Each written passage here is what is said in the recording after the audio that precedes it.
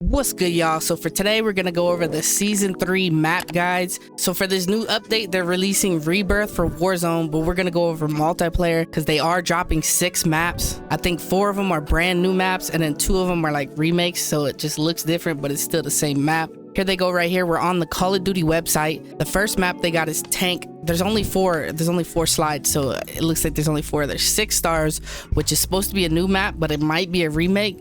I don't know. I haven't played it. Then we got Grow House, which looks like a Modern Warfare 2 map, or not Modern Warfare 2, but it looks like a Modern Warfare map from Modern Warfare 2019. But on to the next, we got Emergency, which looks like High Rise only because it has a helicopter. And I think I'm gonna just go ahead and say I think this is probably gonna be the hardest map out of all of them, just because it looks cool. But without further ado, if you are new here, if you've never been here before, it's your boy, the myth, the legend, the man with 3,000 hands, aka Sniper Boy 3000, aka Modern Warfare 3 Map Guide 3000, aka if I could be anybody's best friend, it would be him, Ugly Boy 3000. Go ahead and hit that sub button, turn on the post notifications so you never miss a video, and drop a like. It helps the channel grow, it puts us into the algorithm, and it gets us one step closer to taking over the world. If you want to see me go ahead and read these blogs more often, let me know down in the comments. But without wasting any more time, let's jump straight into this first one, Tank. It is a map from Vandal, so if you played that, then you're pretty much gonna get the feel of this map. Some things might be different, but I'm pretty sure there's not going to be too much difference. It looks like there's a tunnel that's not normally there inside of the aquarium. Pre-brief. Deploy to the zoo location from Vandal, where the high-action multiplayer experience is focused, and around the aquarium and reptile exhibit. In this evening operation, you'll encounter a modified version of this fan-favorite Vandal point of interest. Sorry, no parachuting onto the rooftop here, yet there are plentiful tactical advantages to be had for the well-informed operators. So I guess you can't get on the roof now? This mid-size 6v6 map encourages long-range battles around the perimeter with close fights breaking out near cover items and inside the interior exhibit. Now let's take a closer look to improve your chances of being at the top of the food chain. Alright, so this T, we got the entrance, we got the gift shop, the cave. Okay, it just tells you all the spots and the callouts. That's cool. So now you get to know all the callouts. What's this for? This is hard point.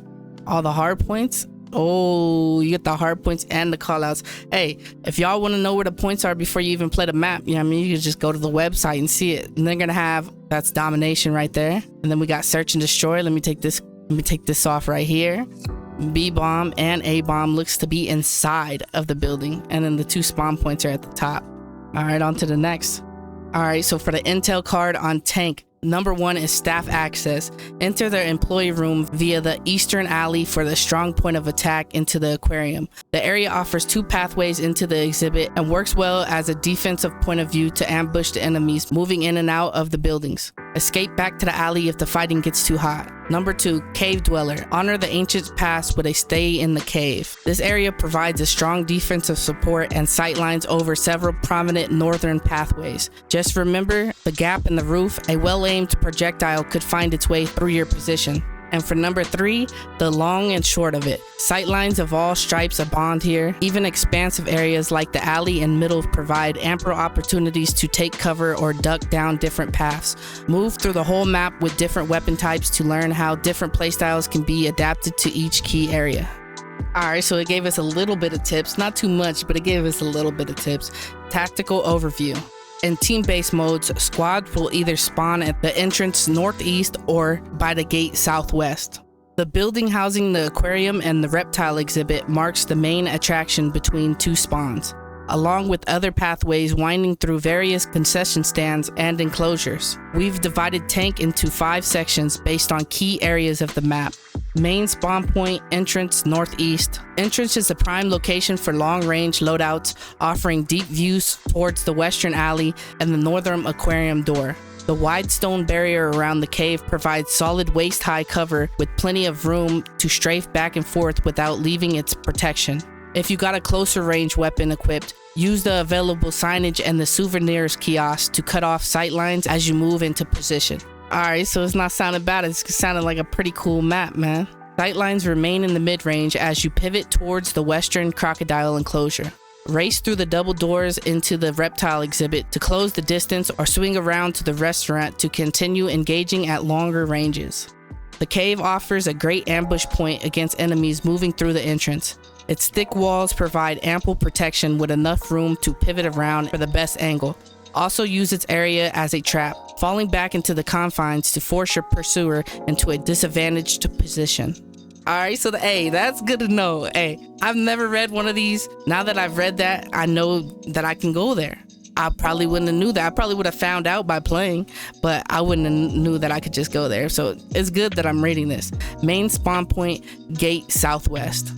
Like entrance, gate is dominated by mid-range sightlines, though the large stone formation and the surrounding objects provide the means to push the fight closer. Head north to get right into the thick of it, firing long shots down past the restaurant, using the abundant cover pieces in the middle to protect your flank as you move toward the aquarium.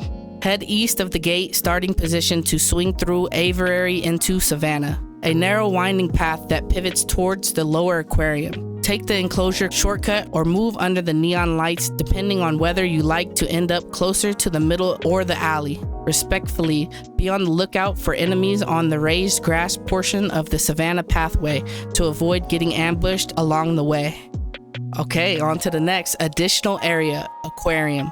A state-of-art exhibit, the aquarium sits in the center of the map, making it a hotspot activity throughout the match. Inside, a large central tank divides the room with some smaller scattered objects offering cover points. Pull back towards the visitor information desk to control a narrower view. Watch the doorways leading into the objective employee room and towards the north entrance. The tunnel on the aquarium's south end begs for close quarter scrimmages. It's small, curved design leaving little room to move. Grab a shotgun and like a hungry shark, attack anything that moves in the area. Swapping back to a mid-range weapon as you move into the main aquarium floor. Leave the building through the south tunnel exit. See, that's what I don't like. I don't like them promoting and telling people to use shotguns. That's kind of crazy. You know what I mean, they could have said SMG, but they said shotguns. You know what I mean? They want to be toxic. There are no direct connections between the aquarium and the reptile exhibit, but the two areas share a roof in close proximity. Reptile offers a tighter arena in comparison, with entry points on 4 sides requiring swift movement within to defend the position. Use the central enclosure for cover and back off into the eastern cave exit to escape the main room without fully exposing your location to the outside.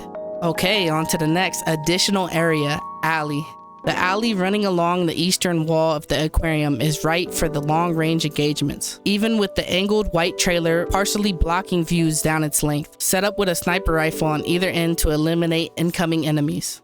When the roles are reversed, use the trailer and the brick wall for cover to bolt into the aquarium's employee room, or race through the northern double doors that lead into the visitor's information desk.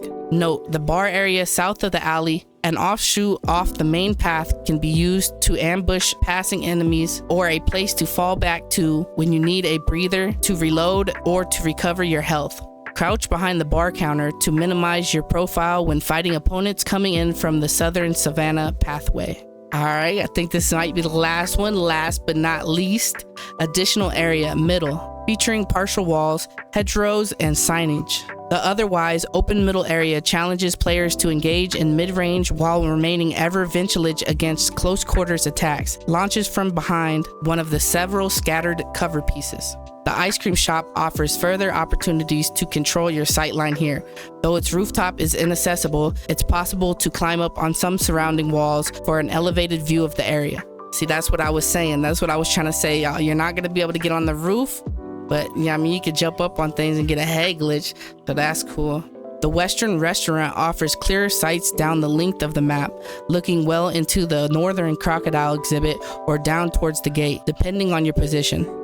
Even with the food kiosk blocking a full view down the lane, it's possible to maneuver around while maintaining a long distance from your target. If you rather close the distance, use the angled hedgerows to block those longer sightlines. Alright, sounds sick, so let's jump straight into the last thing that this blog post offers us, and that is top 10 tips. Let's go. Number 1, tour the sites. Tank offers a variety of engagement styles from long-range shootouts down its sides to the more confined action in the aquarium and reptile exhibit. The large cover pieces throughout, however, give close quarter loadouts a means to maneuver through the open. Sharpshooters, on the other hand, may want to pack a close-range secondary when approaching the map's tighter areas. Alright, this sounds like some good tips. On to number 2, rip their intel. Equip the counter UAV streak to scramble the enemy's minimap, a good tactic for obscuring your position when it's time to go loud. Time it with a push towards the objective to prevent defenders from anticipating the attack.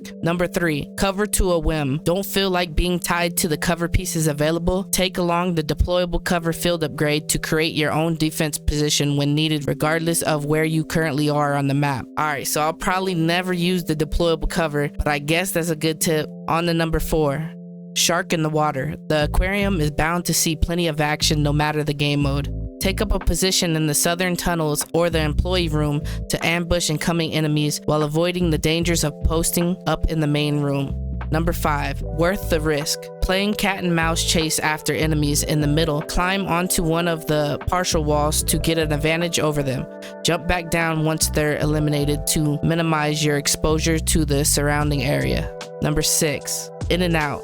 In domination, hardpoint, and control, the ACS field upgrade becomes a valuable piece of equipment here. Drop it down on the targeted objective point and then get back behind cover. It's best used when another team is on the way to finish the capture or to complete a capture, when you need to get moving before it's done. Number 7, drill the middle. Equip the drill charge lethal when going up against enemies in the middle. Toss it against any partial walls or signage they attempt to use as cover. Even if you don't hit them in the blast, the thrust of it is likely to send them scurrying. Eliminate them as they attempt to retreat. Alright, see, that's a good tip. Number 8, no surprises. Look for the high gain antenna being introduced in Season 3. Zooming out of the minimap for you and nearby allies, enemies will also remain on the minimap for a long duration. If a nearby ally is using the CCT comms vest, so invite a friend to minimize your intel benefits. On to number 9,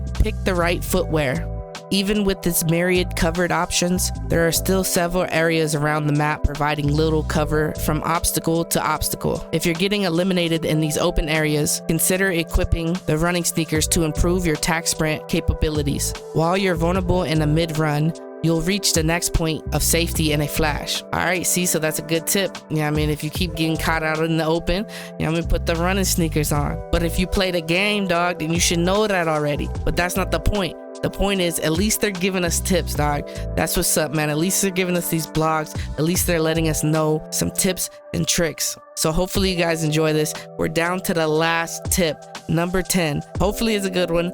Come and get it. Can't decide between the tighter confines of the interior exhibits and the longer range perimeter? Equip the overkill vest to equip the primary weapon for each scenario, featuring improved weapon swap speed for quickly changing tactics. Pair it with a mag holster to bolster your reload speed as well. Now you're ready for anything, and most importantly, stay frosty. Alright, y'all, so this ended up being a little bit longer than what I expected. So this is only going to be a guide for tank. If you enjoyed the video and you want to see the other guides, they'll be at the end on the screen. But once again, it's your boy, the myth, the legend, the man with 3,000 hands. I'm going to try to do this more often. So let me know, man, by showing some support and dropping a like and letting me know that you like the video, dog.